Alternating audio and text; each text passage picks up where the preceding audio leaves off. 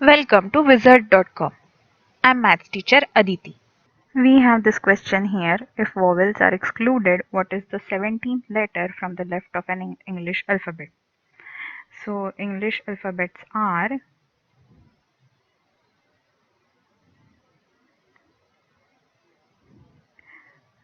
A, B, C, D, E, F, G, H, I, J, K, L, M, N, O, P, Q, R, S, T, U, V, W, X, Y, and Z.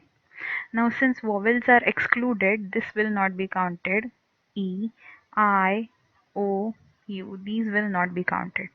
So, first is this, second, third, fourth, fifth, sixth, seventh, eighth, 9th, 10th, 11th, 12th, 13th, 14th, 15th, 16th, and 17th will be V. So answer is option D.